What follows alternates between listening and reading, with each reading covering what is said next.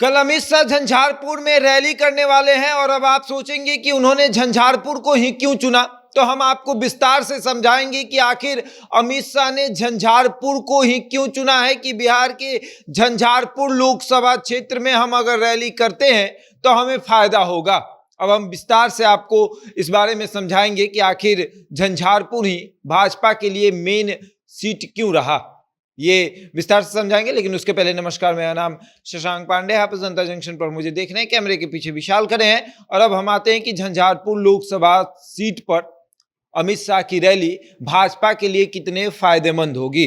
पहले झंझारपुर लोकसभा सीट का जो आसपास का लोकसभा का इलाका है वो आप जान लीजिए। झंझारपुर के आसपास में आपको शिवहर है, मधुबनी, अररिया, सीतामढ़ी, सुपौल, किशनगंज, और इन सीटों पर भाजपा कितने पर आगे है और जेडीयू कितने पर है। कांग्रेस भी यहाँ पर अपना जो भागीदारी है वो निभा रही है। शिवहर बीजेपी के पास है, मधुबनी बीजेपी के पास है, अररिया बीजेपी के पास है, सीतामढ़ी सुपौल जेडीयू के पास है और किशनगंज कांग्रेस के पास है। यानी जो 1, 2, 3, 4, 5 और 6 सीट जो है, जैसे कि शिवहर, मधुबनी, अररिया, सीतामढ़ी, सुपौल, किशनगंज, इन 6 में से 3 पर जो है उस पर भारतीय जनता पार्टी का कब्जा है और 2 पर नीतीश कुमार का कब्जा है, 1 पर कांग्रेस का कब्जा है। और अगर झंझारपुर में विधानसभा की अगर बात आप करेंगे तो 6 विधानसभा सीट है और 6 विधानसभा सीट में से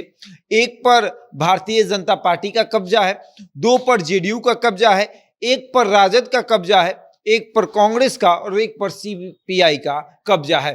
और अब आसपास का जो इलाका है, जैसे कि आप सीतामढ़ी और सुपौल की बात करें तो सीतामढ़ी और सुपौल में भारतीय जनता पार्टी चाहती है कि उसका दबदबा बरकरार रहे, जैसे कि आप अमित शाह की इस रैली से समझ लीजिए। और अब हम बात करेंगे झंझारपुर को अगर इंक्लूड कर देते हैं, झंझारपुर को अगर जोड़ देते हैं उस आसपास के इलाके में, तो 3 पर भारतीय जनता पार्टी का कब्जा और 1 प्लस और कर लीजिए, यानी 3 पर नीतीश कुमार का कब्जा।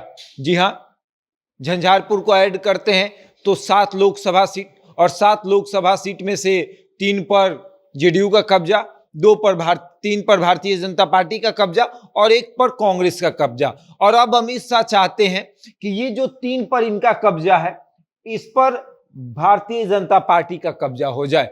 यानी अगर हम झंझारपुर में रैली करते हैं तो हमारे जो सांसद हैं, जो 3 लोकसभा के सांसद हैं, वो झंझारपुर में पहुंचेंगे और झंझारपुर में हम रैली करेंगे।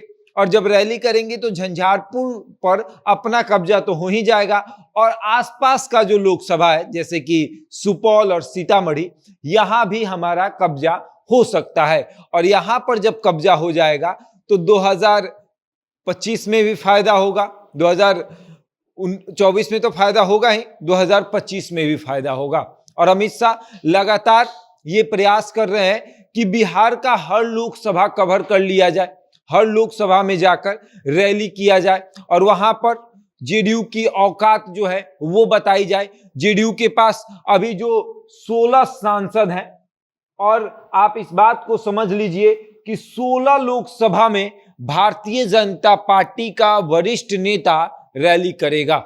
झंझारपुर में रैली का मतलब हो गया कि जहां जहां जेडीयू के सांसद हैं, जो जेडीयू का लोकसभा क्षेत्र है, वहां पर भारतीय जनता पार्टी का वरिष्ठ नेता रैली करके ये बताएगा कि आपकी कोई हैसियत नहीं, हम ही हैं, हमारी वजह से, यानी भारतीय जनता पार्टी की वजह से आपके 16 सांसद हुए हैं। अगर हम आपके साथ चुनाव नहीं लड़ते तो आपके एक भी सांसद नहीं होते। और अब आते हैं कि इस इलाके की बात करते हैं। अगर आप बात करेंगे शिवहर, मधुबनी, अररिया, सीतामढ़ी, सुपौल, किशनगंज, तो इस इलाके में राष्ट्रीय जनता दल यानी यादवों का बोलबाला रहा है, लालू यादव का भी बोलबाला रहा है इन क्षेत्रों में।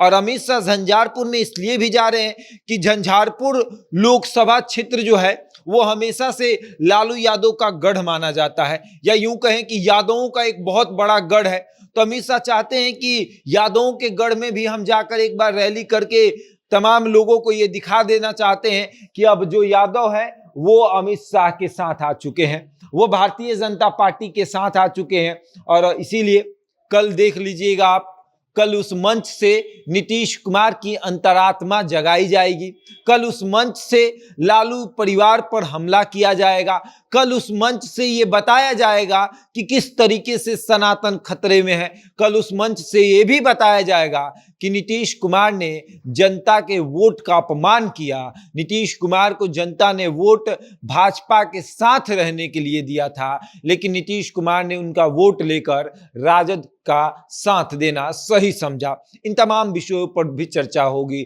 अमित शाह ये बताएंगे कि किस तरीके से हमने बिहार का विकास के बारे में सोचा था, हमने ये सोचा था कि डबल इंजन की सरकार में बिहार का विकास होगा, लेकिन नीतीश कुमार जब से तेजस्वी यादव के साथ गए हैं, बिहार विनाश की तरफ बढ़ रहा है।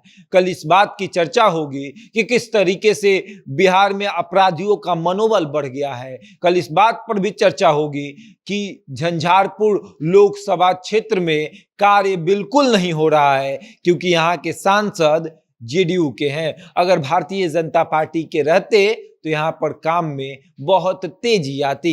अब देखिए क्या होता है, कल वहां पर भीड़ तो जुटेगी, क्योंकि आसपास के इलाके में भारतीय जनता पार्टी का कब्जा है, जैसे कि शिवहर, मधुबनी, अररिया, इन जगहों पर भारतीय जनता पार्टी का कब्जा है। और यहाँ के सांसद भीड़ लेकर आएंगे ताकि अमित शाह उनको अगली बार टिकट दे सके।